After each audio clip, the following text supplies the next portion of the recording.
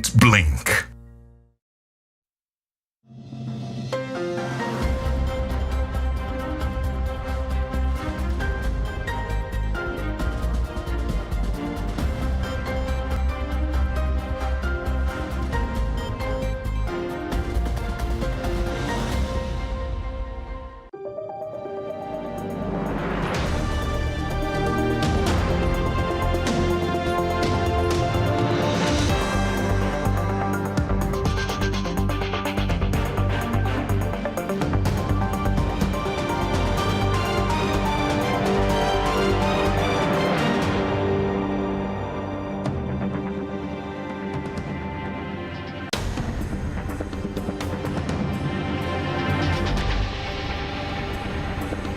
In the news tonight, rights and privileges of the Church of Scotland.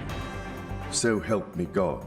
King Charles III officially becomes monarch in historic ceremonies in St. James Park.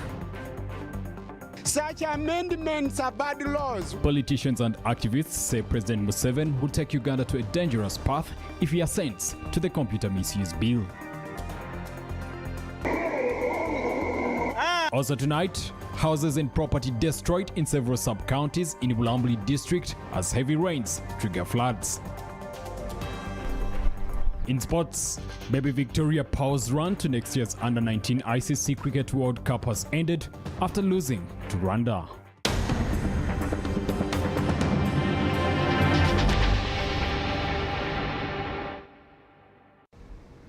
Hello, thank you for joining us. Good evening, this is PM Edition on CTV. I'm Kalachi Brian. Isaac Luchams has joined me for sign language interpretation. Starting us off tonight, King Charles III has officially become monarch in historic ceremonies at St. James Park and the Royal Exchange in London. Today's historic proceedings have never been seen on camera before.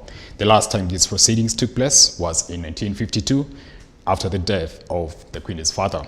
It was the decision of King Charles III to allow television cameras into the Accession Council for the first time for the public to view the proceedings. Take a look.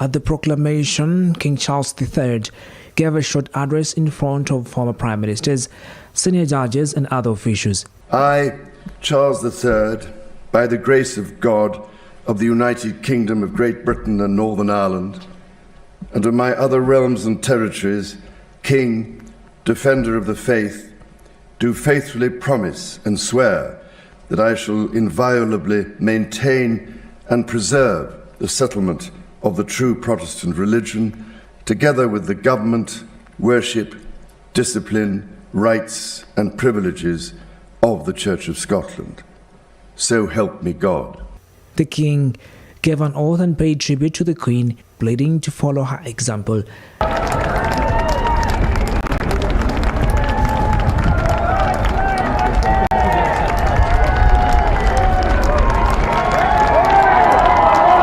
My mother gave an example of lifelong love and of selfless service. My mother's reign was unequaled in its duration, its dedication and its devotion. I am deeply aware of this great inheritance and of the duties and heavy responsibilities of sovereignty, which have now passed to me. He also approved a new bank holiday for the Queen's state funeral, the date of which is yet to be announced.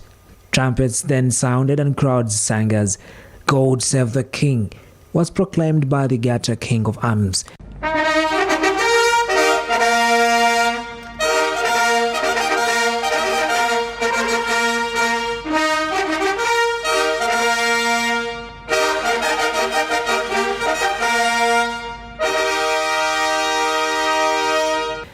Gun salutes took place in Hyde Park and the Tower of London as the principal proclamation was read.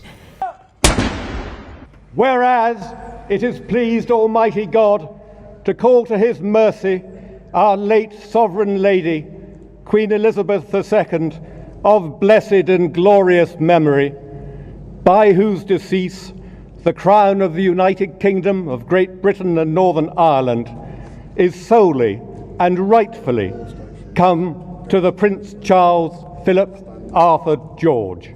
A wave of further proclamations will take place across the UK until Sunday. Charles is now the head of state, and here was the seamless and symbolic transfer from one reign to the next with oaths and signatures. He becomes the head of Commonwealth, an association of 56 independent countries and 2.4 billion people. For 14 of these countries, as well as the UK, the King is head of state.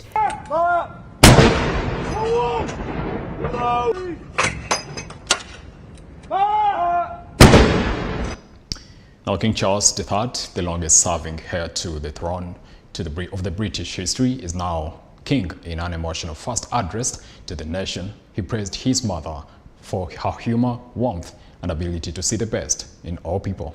Here's more. I speak to you today with feelings of profound sorrow.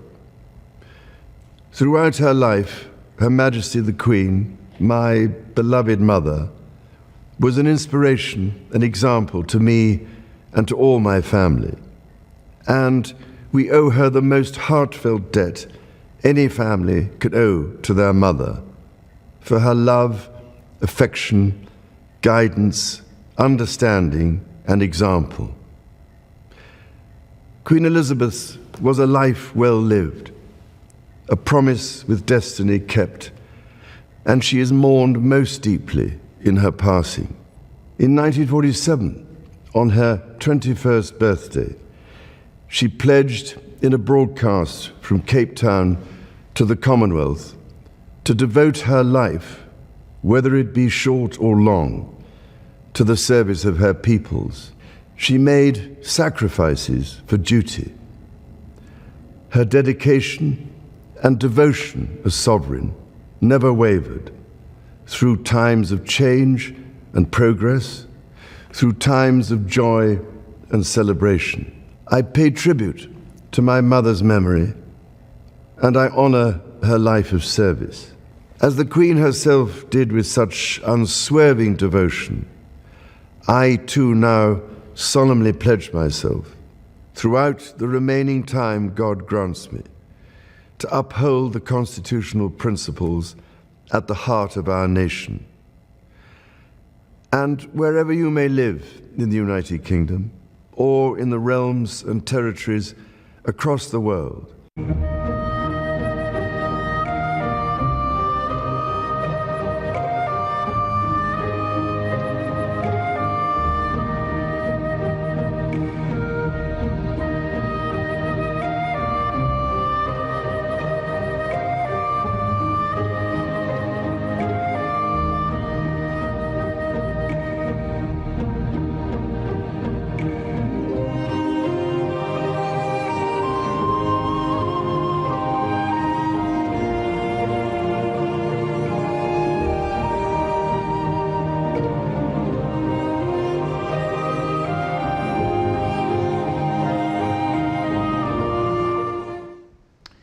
Moving on, following the passing of the Computer Misuse Bill 2022 by Parliament on Thursday, the legal advisor of the opposition Democratic Party, Luimbazina Lukola, says Uganda is taking a dangerous path as far as democracy and human rights are concerned.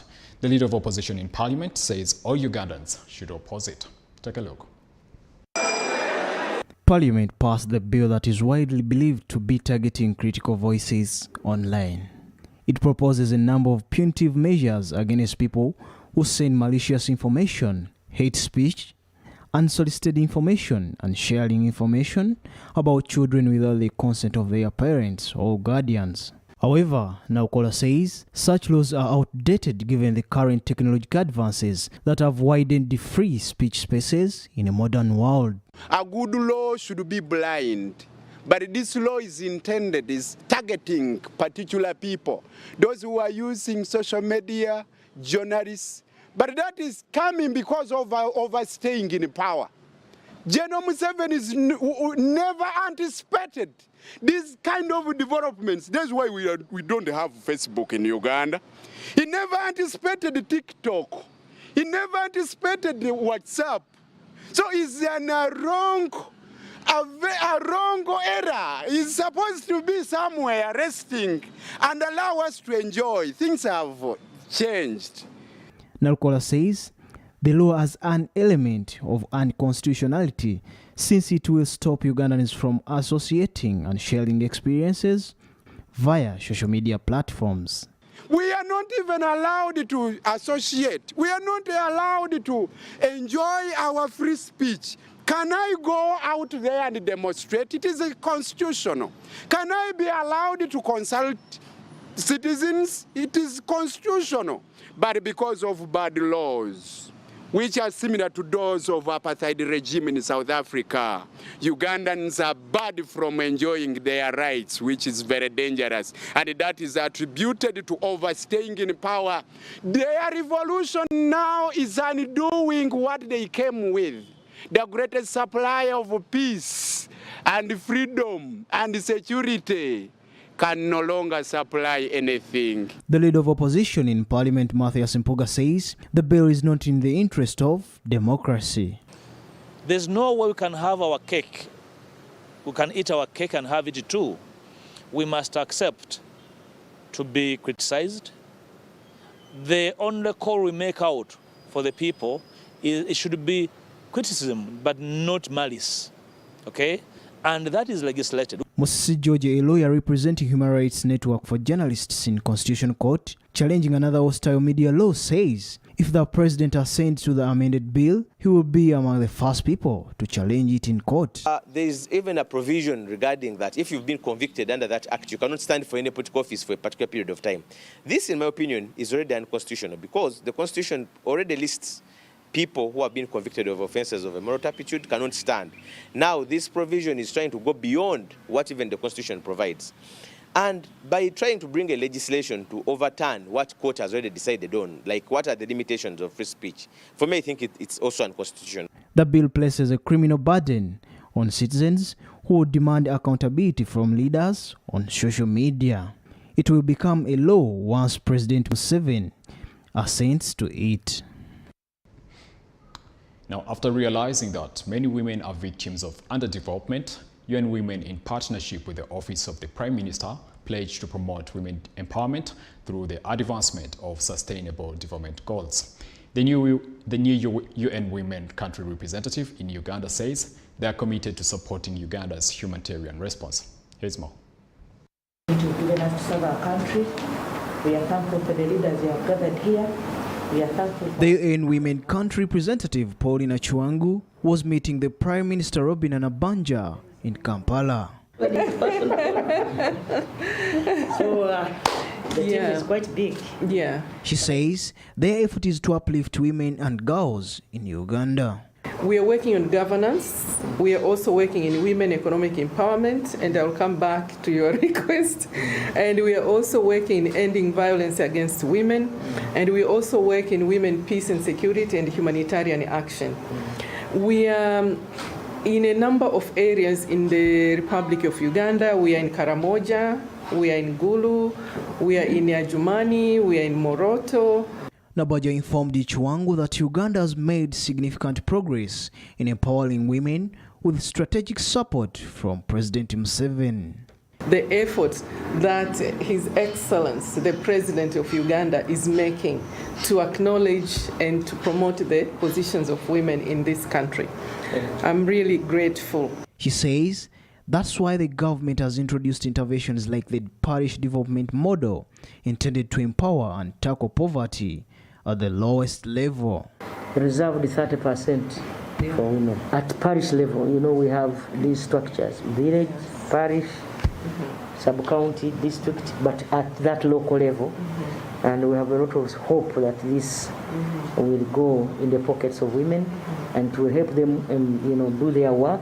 UN Women is an international entity for gender equality and empowerment of women. About poverty pertaining to women. You have mentioned the issue of land ownership.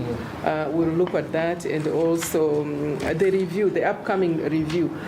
It has been working with the government of Uganda to advance the domestication of global and regional gender equality frameworks. That story takes us for a short break. When we return, we find out what floods have done to Bulambuli district.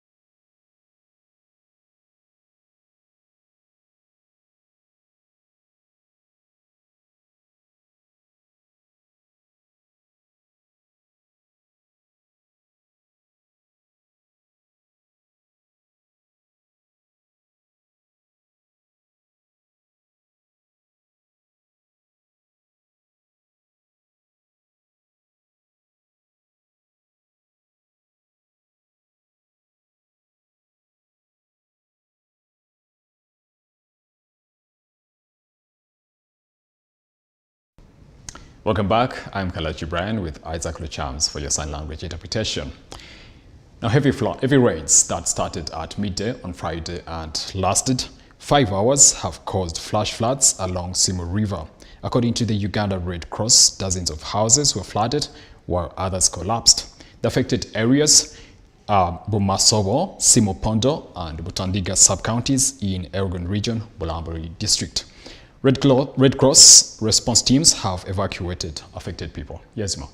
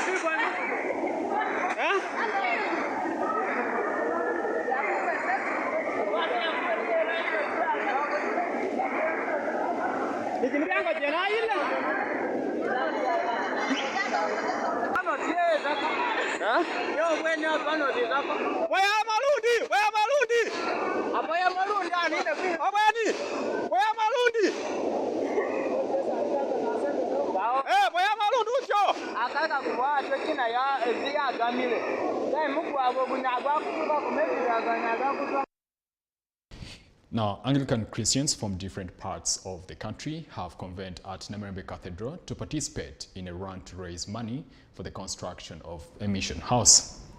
The building will be rented out and proceeds will be used to support retired clergy in the diocese. Yes, ma'am. Participants included the Inspector General of Government, Betty Kamia. The marathon included 3 km, 5 km and 10 km categories. Namirembe Diocese wants to raise 300 million Ugandan shillings to be used to complete the construction of the mission house. The Bishop of Namirembe Diocese, Chityo Ruwalira, flagged off the runners. Ruwalira encouraged Christians to participate in projects that are geared at supporting evangelism. And we are looking forward to your continued participation and working together for the extension of the kingdom of God. You are very much welcome. The head of Gospel Mission at Namirembe Diocese, Reverend Samuel Mwonge, says the project will help the diocese not to rely on offertory to support the retired clergy. We are raising 300 millions to do the slab, and then we'll put up the chapel. And our target for this run is to raise 300 millions to do the slab, and then we put up a chapel and we roof the building. Our big target is to make sure that by next year May, the building is totally complete. Dr. Alex Bashasha, the chief runner, says when Christians support such projects, they are blessed. Reverends, Participants say they are happy to engage in such a noble cause. To support the mission house, as the Bible says, the kingdom of God is supposed to be built by us, the people. We came out, right? Some of our parents who give us the children are from the Anglican Diocese. Why we participated was to partner with them since we have been together right from the start, the mission, and they have always been with us.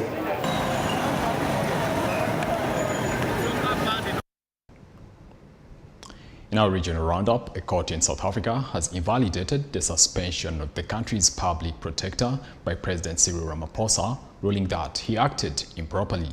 And ahead of the UN Climate Change Conference, African countries seek funding to tackle climate change issues. Yes, ma'am.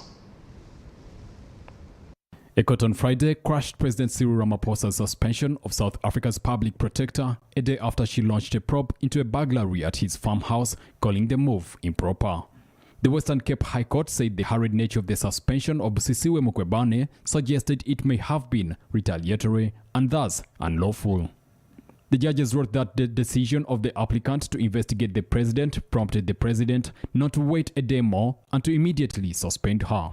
Ramaphosa suspended Mukwebane in June shortly after she sent him questions over the alleged cover-up of a burglary at his farm. The Public Protector is an independent state institution set up to defend democracy and investigate improper conduct. The court's ruling will pile pressure on Ramaphosa, whom last week was accused by lawmakers of failing to answer questions on the case before Parliament.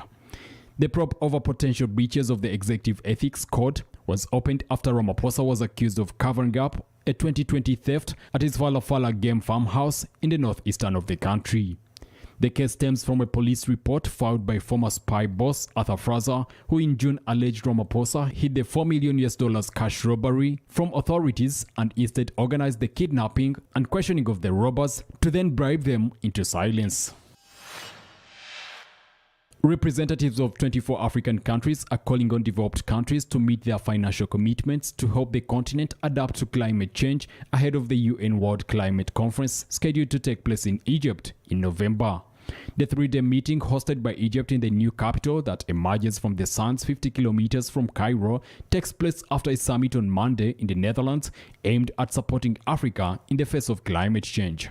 The chairman of African Union and president of Senegal, Macky Sall, said that with bitterness, the absence of leaders of industrialized countries in Rotterdam was setting a bad example to the world. Between 2002 and 2020, just 14% of all the carbon credits issued came from Africa. In 2021, Gabon became the first African country to receive payments from the Central African Forest Initiative for reducing Gabon emissions through forest protection, a total of $17 million so far. Africa is looking to push for better and standardized prices on carbon during the upcoming United Nations Conference of Parties known as COP27, scheduled for Sharm el-Sheikh in Egypt in November. Away from Africa, European powers have expressed doubt over Iran's sincerity in seeking a nuclear agreement. This comes amid strained relations between Iran and Albania. And in South America, elections in Brazil escalate to violence as a Bolsonaro fan stabs a supporter of Lula to death. Here is more.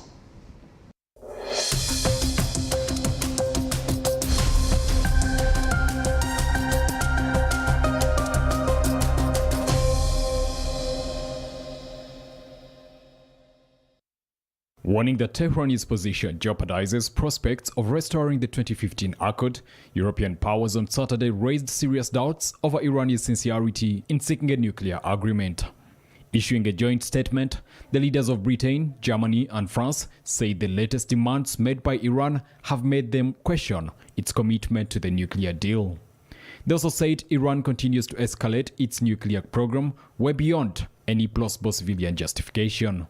Under the Non-Proliferation Treaty that was concluded with the UN Atomic Energy Watchdog IAEA, Tehran has also reopened issues related to its legally binding obligations. It comes after Iran was accused of being tied to a disruptive cyber attack on Albania by the United States. Ordering Iranian diplomats and embassy staff to leave within 24 hours, Albania severed diplomatic relations with Iran on Wednesday due to the incident. Although European mediators last month appeared to make progress in restoring the deal, optimism dimmed when the United States sent a reply. Former US President Donald Trump imposed sanctions on Iran after trashing the Joint Comprehensive Plan of Action. While hopes of revival grew under President Joe Biden, a White House spokesperson said that he wants to ensure the US has other available options to ensure that Iran does not achieve nuclear weapons capability. Calling Iran's latest reply on the nuclear deal a step backward, US Secretary of State Antony Blinken warned that Washington is not about to agree to a deal that does not meet its bottom line requirements. The build-up to the upcoming Brazilian elections has been quite heated till now, and it got worse as the support of President Jair Bolsonaro stabbed to death an opposition supporter.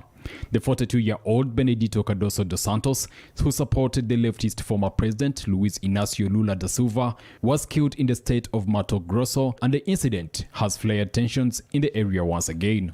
According to reports, the police said on Friday that they have arrested 24-year-old Rafael Silva de Oliveira for stabbing Silva with a knife, and he has already confessed. The situation in Brazil has been quite unstable in the recent past, with constant clashes between the two sides. With Bolsonaro currently trailing in the polls, the authorities have also been accused of foul play, and in a statement, Joanita Gobatas Estrada, the director of America's Division of Human Rights Watch, urged both candidates to energetically condemn any untoward incidents. Lula, who was in Rio de Janeiro on Friday, said that there was a climate of hatred in the electoral process, which is completely abnormal. He also requested the authorities to look more into the violence and find out if these attacks had been ordered or guided, or if it is a political strategy.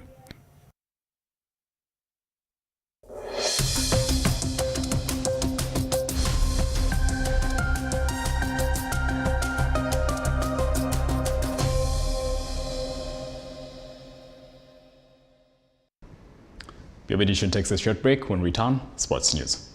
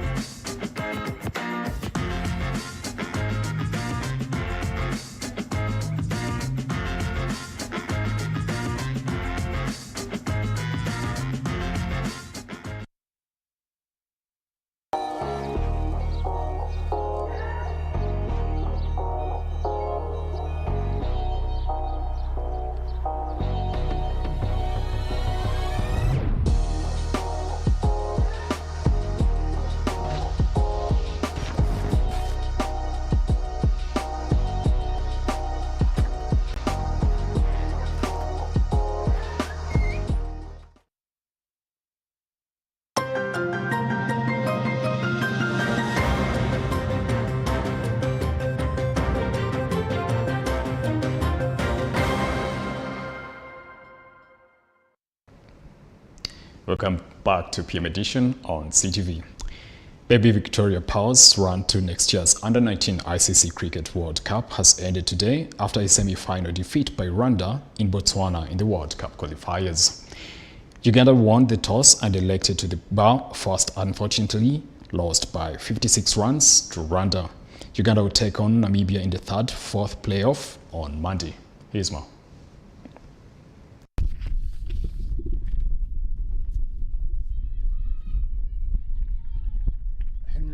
Ishimwe Eldare.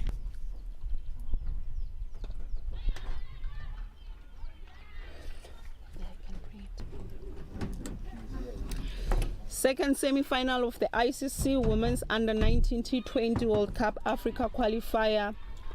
Rwanda taking on Uganda. Malisa Ariokoti bowling from the dark-hot end for Uganda. Well bowled there by Malisa. On Thursday, Queen Elizabeth II, the longest-serving reigning monarch in history, died. The world of sport as well is deeply saddened by her death. The 2022 World Cup in December will be the first without the Queen, as she was just 4 years old when the first World Cup was organized in 1930 in Uruguay. We take you through the World Cups the Queen lived to see, including that famous 1966 England win. Here is more.